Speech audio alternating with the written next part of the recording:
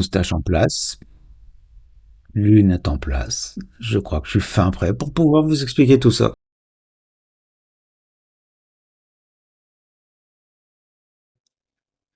Pour introduire ce chapitre, imaginons une situation relativement rocambolesque.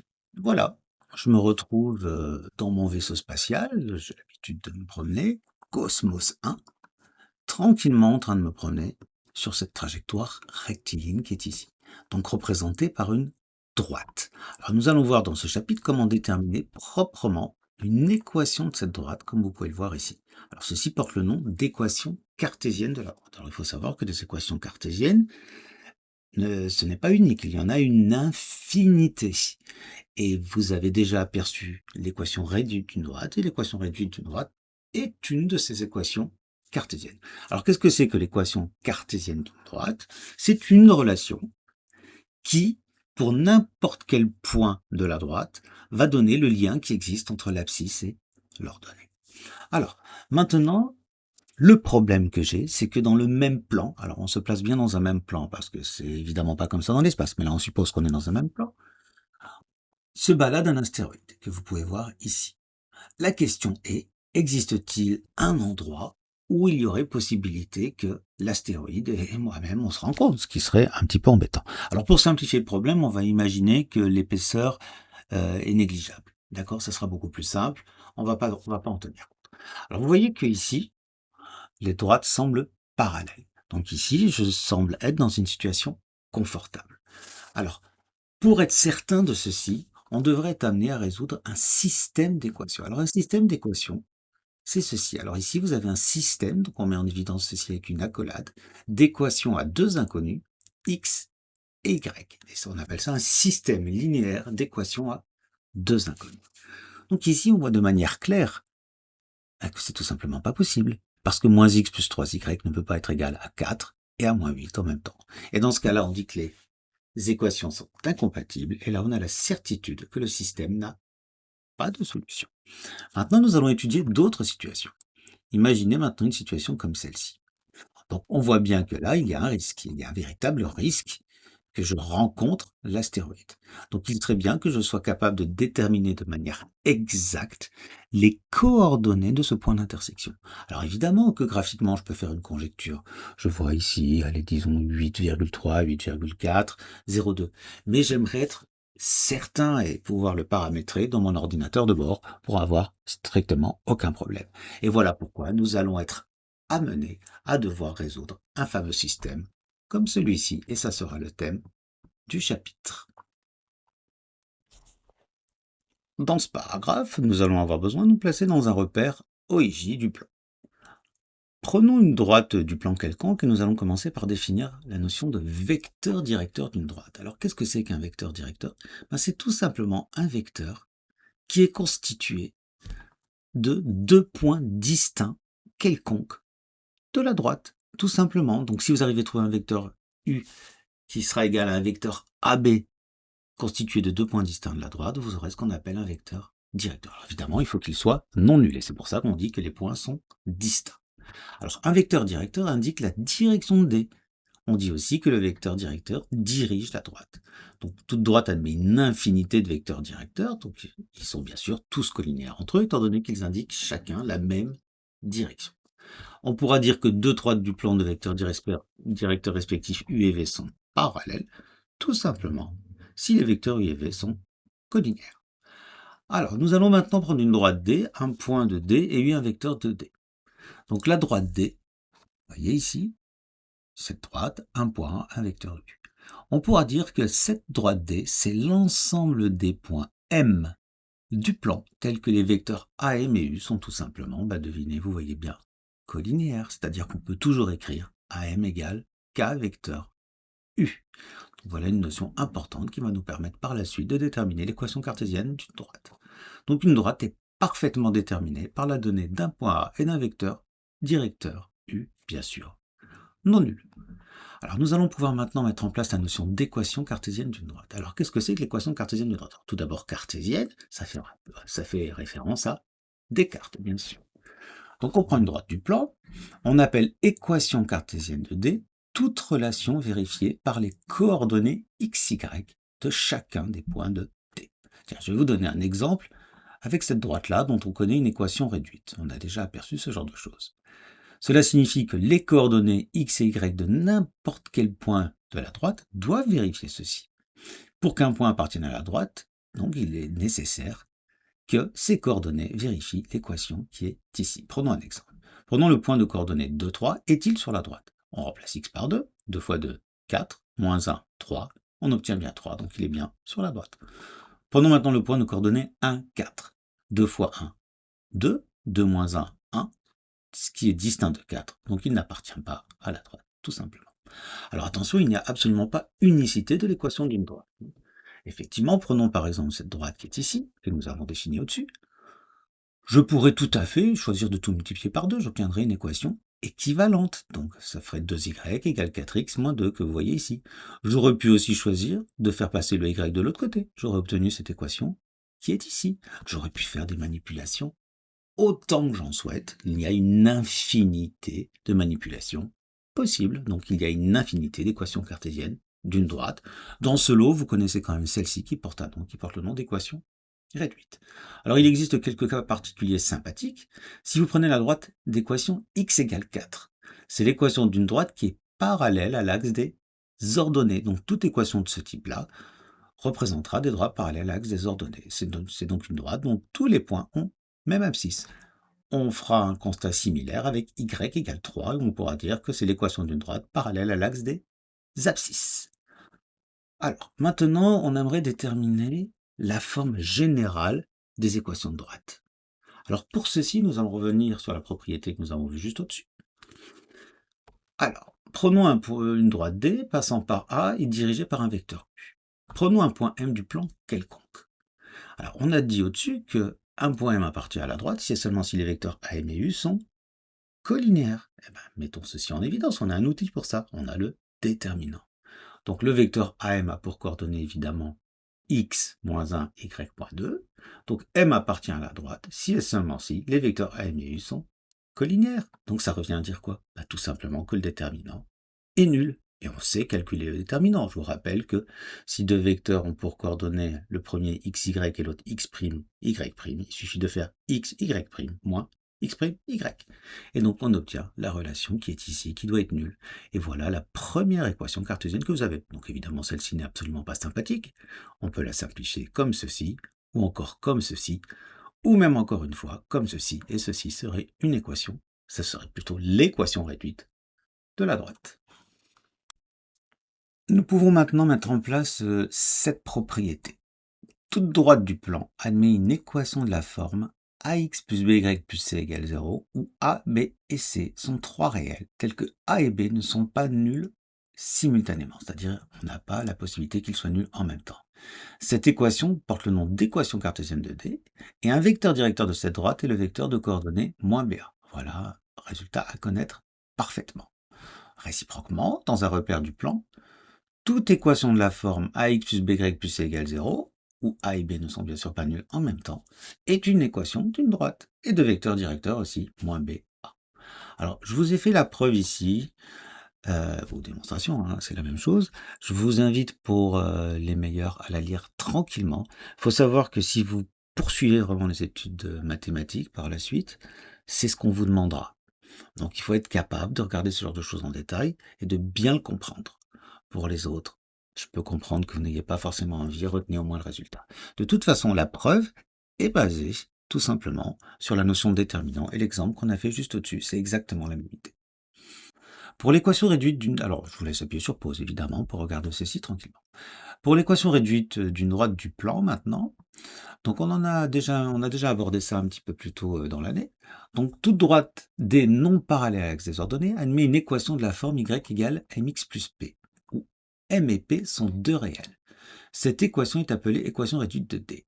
Et un vecteur directeur de cette équation réduite sera tout simplement le vecteur de coordonnées 1, m. Et m porte le nom de coefficient directeur de D. Malheureusement, la plupart des élèves zappent absolument totalement cette situation-là.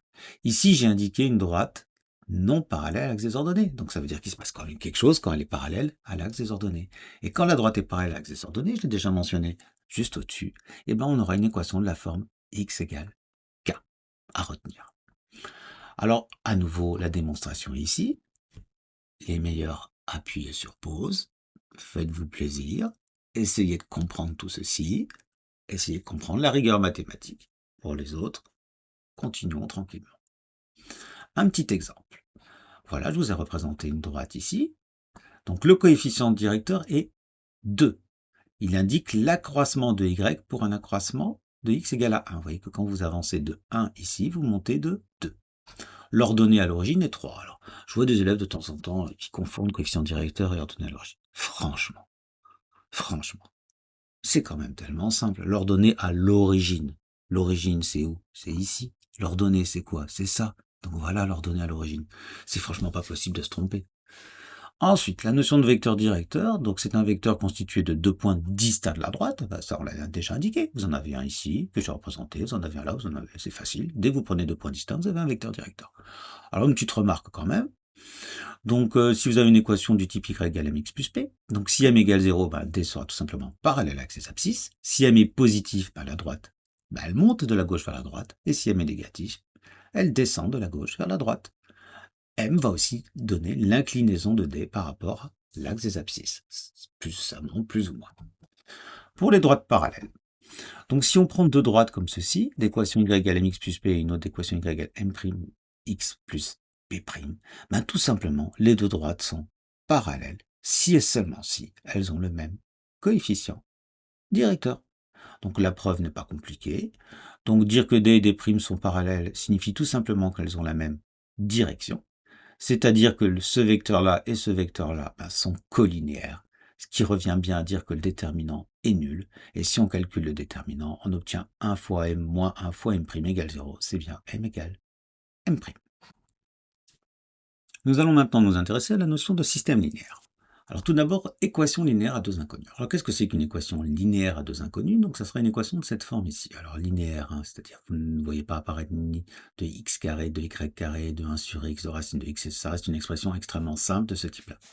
Alors, toute équation de cette forme-là sera appelée équation linéaire à deux inconnus, x et y. Et un couple x0, y0 qui vérifie donc ceci sera une solution de cette équation. Et résoudre une telle équation, ça sera déterminer tous les couples qui vérifient ceci. Alors il y a un lien important avec les équations cartésiennes de droite, donc on peut avoir une interprétation géométrique. Donc dans le plan menu d'un repère OIJ, l'ensemble des points M de coordonnées x, y, dont les coordonnées vérifient cette équation-là, est une droite. Donc les solutions de l'équation sont les couples x et y, coordonnées des points appartenant à la droite. Et on voit immédiatement donc qu'il n'y a pas une solution, 2, 3, 4 ou 5, il y a une infinité de solutions. Alors, qu'est-ce qu'on appelle un système linéaire de deux équations à deux inconnues? Ça porte bien son nom. Ça signifie que vous avez ici une première équation que j'ai appelée L1 comme ligne 1 et une deuxième équation que j'ai appelée L2 comme ligne 2. On met ici une accolade et ceci, on l'appelle S comme système. Comme ça, on peut s'y référer sans avoir besoin de le réécrire à chaque fois. Donc, résoudre un tel système, c'est rechercher le ou les couples XY vérifiant à la fois les deux équations. Alors, on va essayer d'en avoir maintenant une interprétation géométrique qui nous permettra d'avoir une idée de ce à quoi on doit s'attendre. Alors, on va donc considérer le système que nous avions au-dessus. Un couple XY de nombres est solution de S si et seulement si le point M de coordonnées XY appartient à la droite D1 qui représentera la première équation et à la droite D2 qui représente la deuxième équation. Donc on va essayer de voir tout simplement les positions relatives de D1 et D2. Alors première chose, si D1 et D2 sont strictement parallèles comme celle-ci, donc évidemment il n'y a pas de solution, comme je vous l'ai indiqué ici. Si D1 et D2 sont confondus, donc c'est aussi une notion de parallèle. Donc je vous rappelle que parallèle c'est soit strictement, soit confondu. Donc si D1 et D2 sont confondus ici, vous voyez que là il y a cette fois une infinité de solutions. Donc ça sera tous les couples coordonnés des points de D1 ou encore de D2. Et donc, on va voir qu'en fait, ça marche quand AB' moins A'B est égal à 0. Et ça vous donnera une condition pour dire si il y a une infinité de solutions comme ici ou aucune solution comme ici. Mais surtout, si c'est différent de 0, comme nous allons le voir ici, ça nous permettra de justifier qu'il y a une unique solution. Alors attention, vous voyez bien que de droite ne se coupe que suivant un point si elle se coupe. Donc, dans ce cas-là, on n'a qu'une unique solution. Alors, La condition suivante est importante, elle est à connaître. Je vous ai fait la démonstration ici. Je vous laisse la relire à tête reposée. À nouveau, donc elle est basée sur la recherche tout simplement des vecteurs directeurs et le fait que les vecteurs directeurs des deux droites ne sont pas collinéaires, c'est-à-dire que le déterminant doit être non nul. Je vous laisse regarder ça proprement. Alors, le système suivant, tel que a b' moins a' b est différent de 0, admet donc une unique solution à retenir sur le bout des doigts. Nous allons voir maintenant deux méthodes de résolution des systèmes. Alors la première méthode s'appelle la résolution par substitution. Donc je considère mon système ici. Je vérifie tout d'abord si oui ou non il y a des solutions. Donc je calcule 3 fois 3 moins 1 fois moins 2 et j'obtiens 11 qui est différent de 0. Donc je peux dès le départ résoudre mon système tranquillement en me disant je sais qu'il y aura une unique solution. Alors comment fonctionne la méthode par substitution? Alors tout d'abord, on va exprimer x en fonction de y ou y en fonction de x à l'aide de la première ou de la deuxième équation. Donc vous avez quatre options. Soit vous choisissez ici de dire x égale 9 moins 3y, ou encore, ça serait très maladroit, 3y égale 9 moins x, puis après divisé par 3, c'est maladroit. On pourrait faire la même chose ici. Donc le plus simple, effectivement, c'est x égale 9 moins 3y. Donc il ne faut surtout pas partir tête baissée et bien réfléchir avant de faire les calculs. Ensuite, on va remplacer cette valeur qu'on a obtenue ici dans l'autre équation. Donc là, ici, on a obtenu x égale 9 moins 3y. Et donc, on va remplacer x par 9 moins 3y dans L1. Donc, vous prenez L1 ici et vous remplacez x par 9 moins 3y. Et vous obtenez cette équation. Il ne reste plus qu'à la résoudre tranquillement. Et en la résolvant tranquillement, on obtient y égale 2. Et maintenant qu'on a obtenu y égale 2, il est facile de calculer x. On va remplacer y par 2 dans cette expression qui est ici, l'expression qu'on avait obtenue ici. Et donc ça va nous donner 9 moins 3 fois 2, et on obtient bien 3. Alors attention, hein, on a obtenu 2 et 3, donc ok, c'est bien.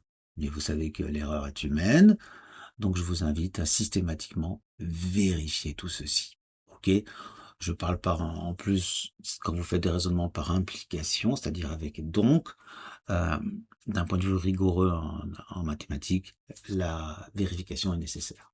Donc tout simplement, vous allez prendre la première équation, vous remplacez x et y par les valeurs 3 et 2, vous vérifiez si ça fonctionne, effectivement, on obtient 5. Dans la deuxième équation, effectivement, on obtient 9. Donc on peut affirmer que ça marche bien. Donc, conclusion, le couple 3-2 est bien l'unique solution du système. Alors, ok, ici je vous ai fait tout ce blabla, mais dans la pratique, on va beaucoup plus vite et on présente les choses comme ceci. Donc, on va faire une résolution par équivalence. Donc, à chaque fois, il est nécessaire de réécrire les deux équations systématiquement. Vous les réécrivez. Donc là, quand vous faites une manipulation, donc vous l'indiquez, et vous réécrivez l'autre ligne au-dessus, même si vous n'avez pas fait la manipulation. Donc, vous avez fait ceci.